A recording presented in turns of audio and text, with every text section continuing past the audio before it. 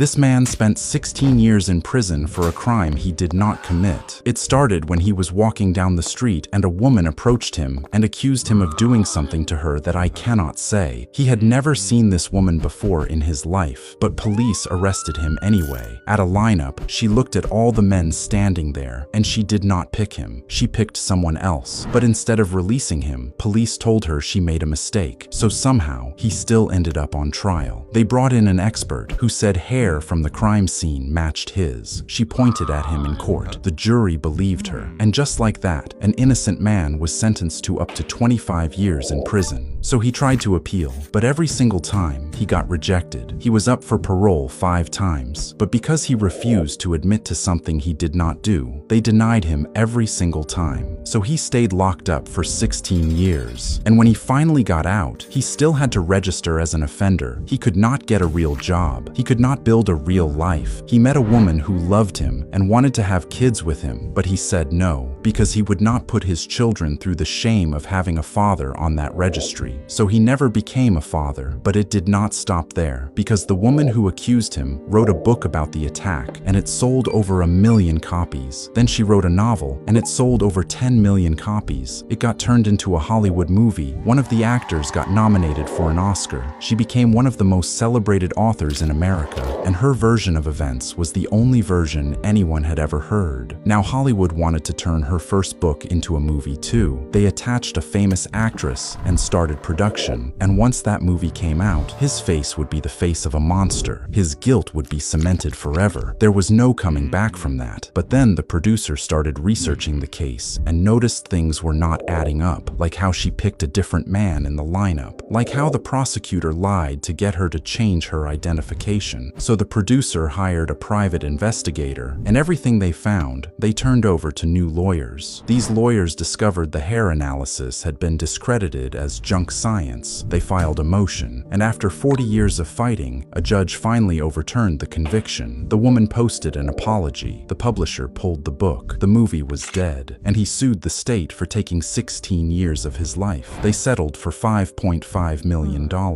This man spent 16 years in prison for a crime he did not commit. It started when he was walking down the street and a woman approached him and accused him of doing something to her that I cannot say. He had never seen this woman before in his life, but police arrested him anyway. At a lineup, she looked at all the men standing there, and she did not pick him. She picked someone else. But instead of releasing him, police told her she made a mistake. So somehow, he still ended up on trial. They brought in an expert who said hair from the crime scene matched his. She pointed at him